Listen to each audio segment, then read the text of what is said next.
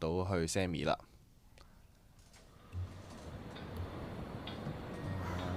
最後一組嘅200米男子賽事第4組，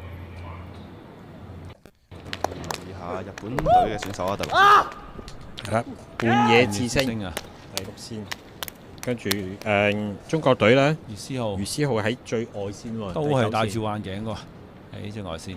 咁但係佢都弊咗幾係咁頻頻抹汗啊，咁熱，佢眼鏡線啊。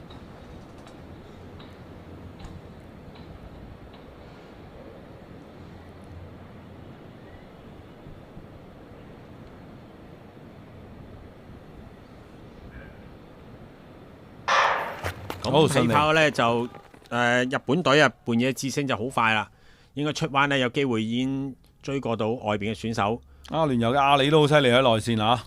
係啊，阿聯酋嘅選手喺裏邊呢，就反而呢度已經過晒啦。同埋好輕鬆喎佢。第2名應該韓國選手同埋國家隊嘅運動員有冇機會？哎呀，中國隊嘅選手應該第4啫喎。20秒87啦，夠入啦，第4都夠啦，應該有啲早好快啊。係收報20秒87啱啱好誇張喎！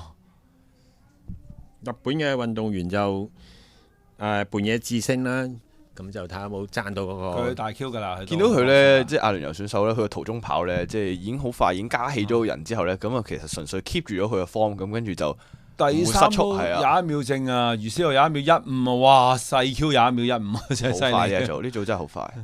跟住又21秒65啦，哇好犀利啊！係啊，風速就正0.8嘅，咁相對前面2組呢，就呢個風速都有少少幫助啊。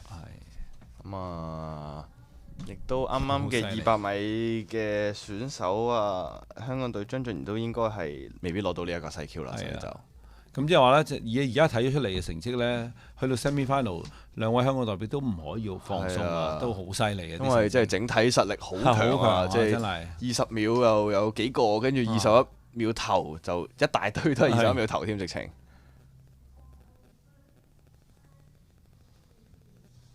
21秒正都係小組第3嘅。